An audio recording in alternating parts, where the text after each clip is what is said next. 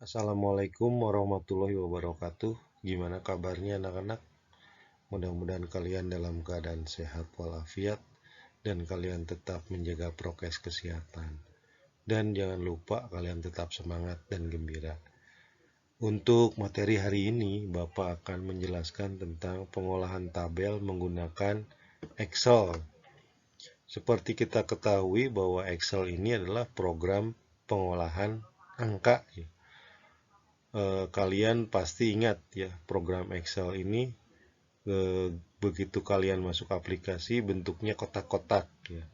Ya, memang betul bahwa spreadsheet Excel ini terdiri dari baris dan kolom. Sehingga baris dan kolom ini menjadi suatu perpotongan ya. Di sini disebut sel. Biasanya kolom dulu ya, kalau misalnya kolom itu dari atas, dari huruf A sampai seterusnya, kemudian kalau baris itu dari 1 sampai seterusnya. Kalau kolom itu secara vertikal, kalau baris itu secara horizontal. Nah, spreadsheet Excel adalah dalam bentuk baris dan kolom untuk memudahkan pengelompokan data ya. Karena terdiri dari baris dan kolom itu ada yang namanya disebut sel ya, atau alamat sel. Nah, untuk selanjutnya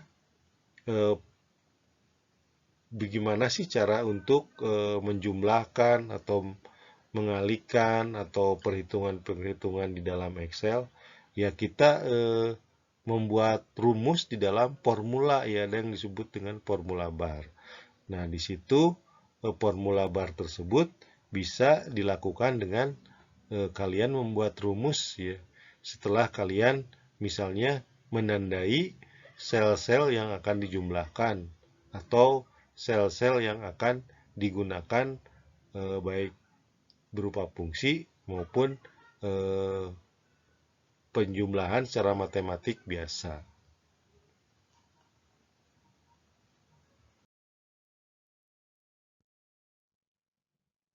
Nah, di sini bagaimana sih cara menerapkan fungsi ya?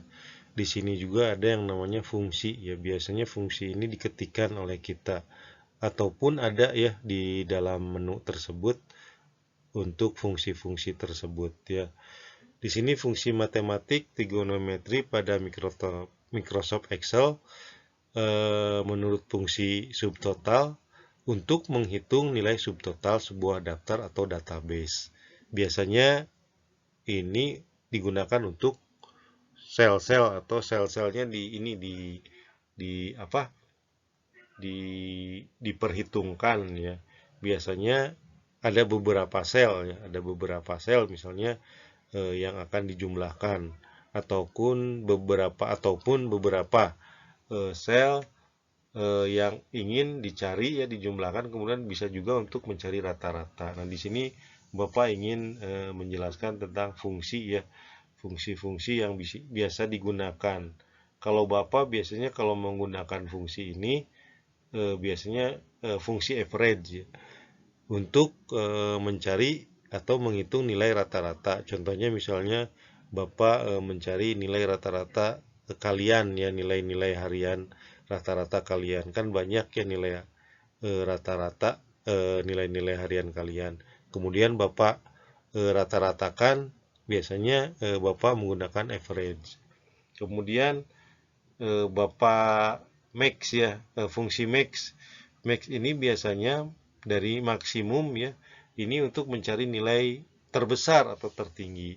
Kemudian kalau misalnya Bapak ingin mencari nilai terendah atau minimum, Bapak menggunakan fungsi min ya. Nah, itu biasanya fungsi-fungsi yang biasa Bapak gunakan ya.